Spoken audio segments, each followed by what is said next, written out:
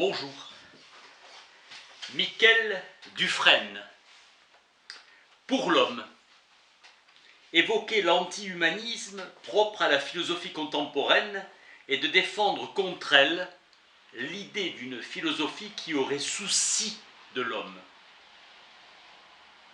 Les philosophies suivent le cours du monde, elles ne l'infléchissent pas. Le mot anti-humanisme apparaît surtout chez Althusser. Il y a des philosophes, et c'est dans leurs écrits que j'irai chercher la philosophie. Ontologie de Heidegger, structuralisme de Lévi-Strauss, psychanalyse de Lacan ou marxisme d'Althusser. Après la mort de Dieu, la philosophie nouvelle proclame la mort du meurtrier. La liquidation de l'homme, c'est sur cet évangile qu'elle peut prendre conscience de son unité, de sa force. Foucault nous instruit que l'homme est un objet inexistant. Il y a des êtres humains, mais l'homme est un mythe. De même, le bon sauvage, le juif ou l'intellectuel. Ce sont des idées creuses qui gonflent les préjugés. Faire crédit à l'anthropologie, c'est compromettre la pensée. Liquider le mythe pour dénoncer l'illusion. Au seuil de notre modernité a été inventé l'homme. L'homme ne se pense qu'autant qu'il se veuille. L'âge théologique a fait la part belle à l'homme. Avec Foucault, la finitude de l'homme ne se réfère plus qu'à elle-même. L'homme, corrélat du monde, l'être en qui le monde vient à la conscience. Avec la philosophie critique, la question de l'homme prend un tour nouveau. Il ne peut se connaître que comme objet. Sartre décrit l'homme comme un être déchiré par sa propre impossibilité, toujours à distance de soi. Chez Hegel, la praxis des individus est gouvernée dans l'histoire par la ruse de la raison. La pensée se dérobe au penseur. L'homme n'exerce la fonction transcendantale que pour produire un soi qui n'est pas résorbé dans le seul absolu qui est le mouvement du système. Ce qui retient l'attention chez Heidegger, c'est l'histoire de la philosophie conçue comme historiale de l'être. Sa philosophie est un poème. Ce style est fascinant et peu de jeunes philosophes échappent à sa séduction. Sa démarche est la remontée au fondement, un pèlerinage, découverte d'un transcendantal, du transcendantal. La question de la possibilité devient la question de la possibilité de la possibilité. L'instance suprême est l'être, au-delà de l'homme qui nie le néant, qui néantit. Au-delà de l'artiste qui crée, l'art qui produit l'artiste et l'œuvre, la pensée finit par s'identifier au sein de l'être. La philosophie, pour Heidegger, n'est authentique que si elle abandonne à la physique et à la métaphysique le souci de l'étant, si son seul ressort est le souci de l'être. La vérité de l'être, c'est l'être en sa vérité ou l'être comme vérité. Lumière qui dévoile et éclaire, qui fait surgir la présence de l'étant. La grâce, c'est la possibilité du péché. L'être, c'est l'être qui se dissimule et qui se révèle. Il y a dans l'être le principe même du néant. L'homme se nie. L'homme ne nie comme il n'erre que sur le fondement d'un néant immanent à l'être. Le Nicht ne peut jamais naître d'une négation, tout nom n'est qu'une affirmation du Nicht. Le témoin de la liberté, c'est l'histoire qui, avant d'être histoire des hommes, est l'historial de l'être. Le lieu de ses époques, de son déploiement et de son retrait, où se joue le destin de l'homme. Entre être et non-être, une norme pour sa radicale liberté. Heidegger n'identifie pas la logique au logos, il la subordonne à lui. Les règles de la logique ne peuvent devenir règles que par la force de la loi de l'être. Heidegger dépossède l'homme des privilèges qui lui octroyaient la philosophie critique ou l'humanisme. Il rend à l'homme la vocation d'une créature et l'être prend l'initiative qu'assume Dieu dans une théologie. L'homme ne se comprend que par rapport à l'être. Le souci de l'être définit l'homme. L'homme comme maître dans le monde n'est pas chose parmi les choses, il est présent. On dit que l'homme est libre, mais cette liberté est celle de l'être. La liberté qui est nôtre nous possède plus que nous la possédons. L'esclave est le maître. La transcendance n'est pas l'intentionnalité d'une conscience, son ouverture, elle est l'être comme ouverture. Si l'homme a du mouvement pour aller plus loin, Malebranche, ce mouvement qui le constitue ne lui appartient pas, il est le propre de l'être en lui. L'homme parle mais il n'invente pas le langage, il le trouve déjà là, et le langage est la demeure de l'être. Comprendre l'être, c'est s'étonner avec Leibniz qu'il y ait quelque chose plutôt que rien.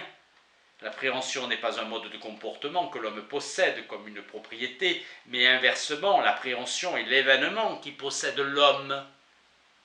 Être homme, c'est assumer le recueillement de l'être par les temps, la mise en œuvre de l'apparence par le savoir, et ainsi gérer la non-latence, la préserver de la latence et du voilement. L'être, l'apparaître, prépotent nécessite le recueillement qui est en sa possession, l'être homme et le fonde. Mise à l'écart de l'étang et fascination du vide, car la question de l'homme est subordonnée à la question de l'être, il n'est plus question de l'homme, sinon comme témoin et serviteur de l'être. Aujourd'hui, la philosophie du concept est en France la nouvelle version du positivisme. Quelque chose de l'homme se dérobe aux prises de la science. Développement du formalisme dans la pensée contemporaine. Le logos est passé aux mains des logiciens. L'humain est réduit au biologique ou à l'économique. On ne fait plus tort à la vertu, mais à la pensée formelle.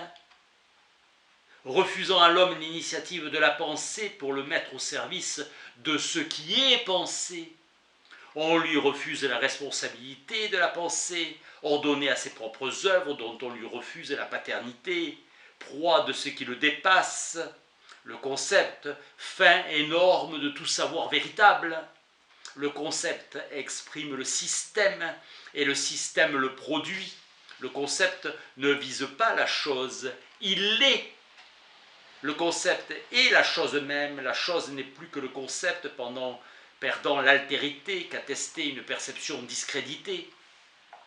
La logique transcendantale prétend sortir du concept pour articuler le monde sur une conscience législatrice.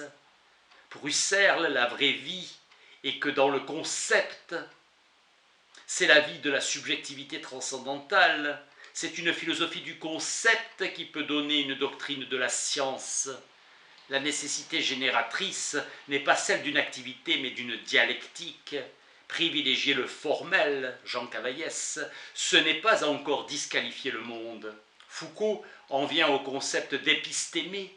L'archéologie est à la mode, la quête de l'origine hante les philosophes et les philosophies. Foucault reprend dans son langage la distinction traditionnelle de la connaissance sensible et de la connaissance réfléchie, l'espace général du savoir. Ce qui importe est moins l'objet dont traite une science que la place qui occupe cette science dans l'espace du savoir. Notion de Weltanschauung dans la philosophie de l'histoire allemande et une notion de totalité culturelle élaborée par l'anthropologie américaine. Notre science n'est en rien héritière du savoir antérieur. Notre modernité est neuve, ainsi l'archéologie récuse l'histoire. Ce qui assure la continuité historique est la permanence d'une nature humaine structurée par l'a priori. L'a priori historique condamne l'histoire. L'être se dispense à nous et nous dérobe son essence.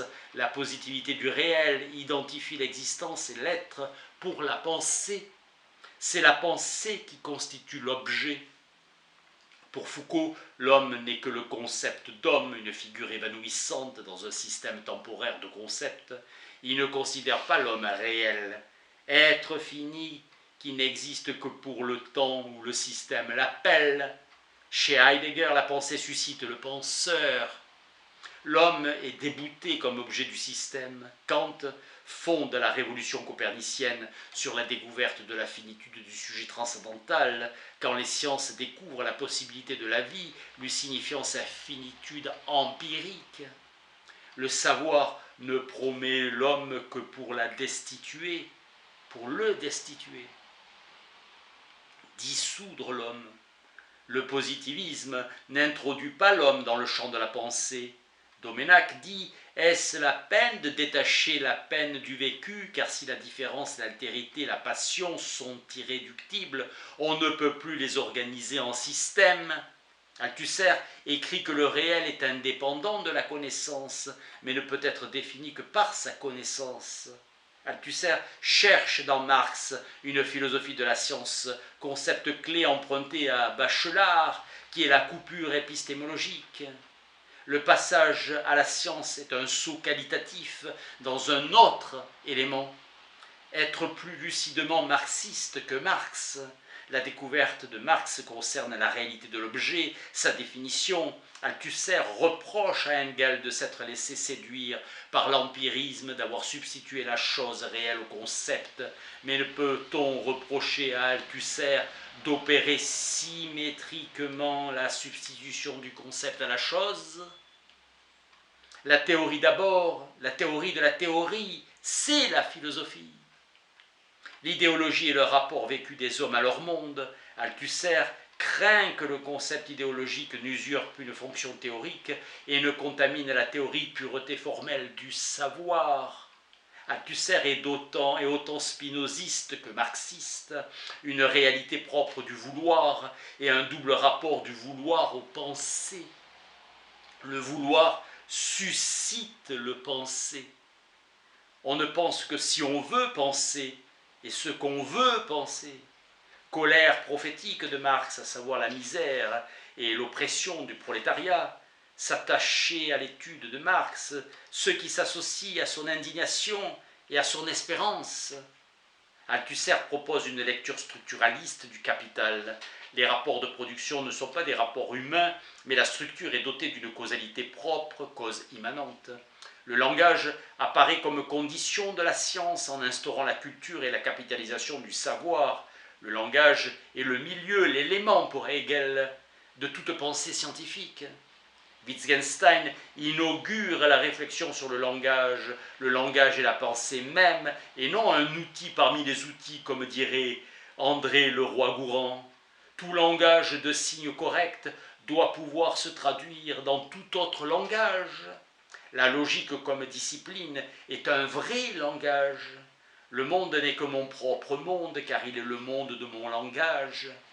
Le parti décisif a été pris par Saussure en séparant radicalement langue et parole. La parole est une réalisation contingente et maladroite de la langue. La linguistique ne peut faire œuvre de science qu'en traitant le langage comme objet, en éliminant la parole, affectée d'un caractère subjectif. La phonologie dissout l'individu dans le système qui est son objet et le seul objet. Carnap dit que la logique est un langage et un système formel et une langue. La linguistique moderne tente à privilégier la syntaxe par rapport à la sémantique. Ducrot écrit qu'une fois qu'on s'est débarrassé de l'idée qu'il faut à tout prix retrouver la logique dans le langage, il reste possible de chercher une logique dans le langage. L'élimination de la signification a été encouragée par le rapprochement entre la linguistique et la théorie de l'information, la communicabilité. Aspect de l'art contemporain qui procède de l'abdication de l'artiste, qui à sa façon nie l'homme en lui.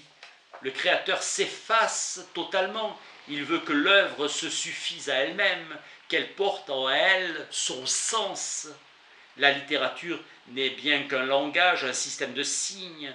Son être n'est pas dans son mensonge, dans son message, mais dans ce système. Le signifiant est coupé de sa relation au signifié. C'est l'attention donnée à l'organisation des signifiants qui fonde une véritable critique de la signification. Barthes. Beaucoup plus que la découverte du signifié et du rapport qui l'unit à son signifiant. L'homme répond à l'œuvre jusqu'à se sentir responsable de son sens. On ne peut vouloir la mort de l'homme tant qu'on ne veut pas la mort de l'art. Le fonctionnalisme de Malinowski suit la leçon de Comte en faisant du biologique un a priori pour le social. La culture s'impose à l'homme du dehors, règle dit Lévi-Strauss, loi dit Lacan. La culture même inhumanité que le langage. Les attitudes forment un système car elles attestent des règles. Un système se compose avec un autre dans un système total, ambition de l'ethnologue de mettre au jour. La théorie moderne de la culture retrouve la leçon de Comte, l'individu est une abstraction. L'étude de cette culture conçue comme un système privilégie la méthode structurale. La structure est l'ensemble d'entités qui ont entre elles une relation consistante, soumise à des axiomes.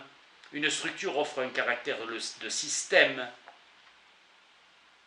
Déterminer une structure, c'est élaborer un modèle satisfaisant des conditions, Lévi-Strauss. L'analyse structurale est assurément la meilleure garantie de scientificité. Il parle de modèles construits ou de théories fabriquées d'après les faits. Les systèmes de parenté sont élaborés par l'esprit à l'étage de la pensée inconsciente. L'homme est réduit au lieu du langage. L'analogie établie entre systèmes sociaux et linguistiques déboute l'homme. La structure n'est pas la vérité de la chose, encore moins une vérité sur la chose. Elle est la chose même dans sa vérité. Dogmatisme idéaliste propre à la philosophie contemporaine. Le fonctionnement de l'esprit, c'est l'activité des cellules du cortex cérébral. Comme l'esprit aussi est une chose, le fonctionnement de cette chose nous instruit sur la nature des choses. La science exige un appauvrissement sémantique radical. Si la pensée sauvage institue un rapport métaphorique entre manger et aimer, cette homologie doit être formalisée en une conjonction par complémentarité. Situer l'objet dans un milieu d'intelligibilité, c'est renoncer au sens. Le sens vécu n'est jamais le bon et tout sens est justiciable d'un moindre sens qui lui donne son plus haut sens. La dissolution du sens implique la dissolution de l'homme. Dissoudre l'homme au lieu de le constituer, c'est le but dernier des sciences humaines. Le sauvage est structurant sans le savoir. Dissoudre l'homme, c'est d'abord l'aliéner dans l'inconscient. Freud a introduit la pensée structuraliste, devenant un des maîtres à penser de la philosophie contemporaine. Psychanalyse et ethnologie sont sciences de l'inconscient et s'emploient à dissoudre l'homme. La psychanalyse explore les figures de la finitude, mort, désir, loi. Chez Foucault, la finitude est devenue le transcendantal, condition de possibilité de tout savoir sur l'homme. Les sciences de l'inconscient se dirigent hors de l'homme. Ce qui échappe à sa conscience, impensé hors de lui, son double proche mais étranger. L'autre, qui n'est pas en lui, mais lié à lui, dans une dualité sans recours. L'inconscient surplombe l'homme et l'inspire sans jamais lui appartenir totalement.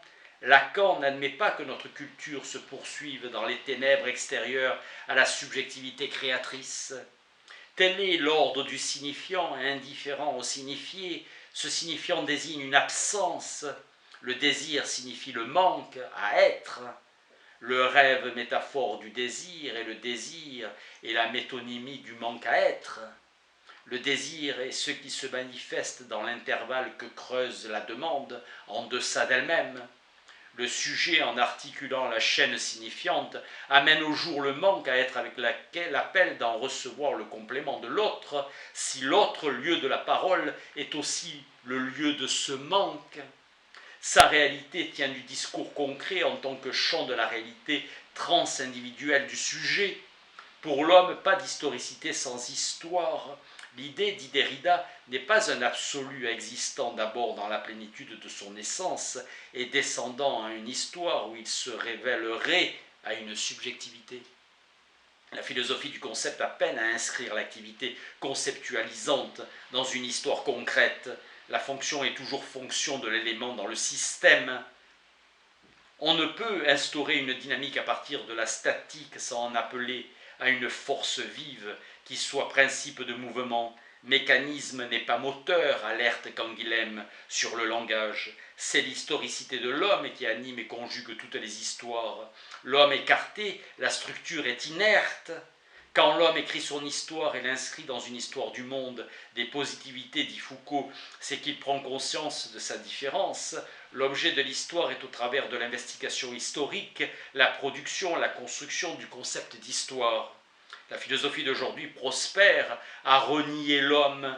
La philosophie est dans l'œuvre des philosophes, cette lumière dont quelques-uns seulement sont les phares. Savoir de soi, conscience d'un devenir plutôt que savoir d'une essence. La philosophie consent à son impuissance.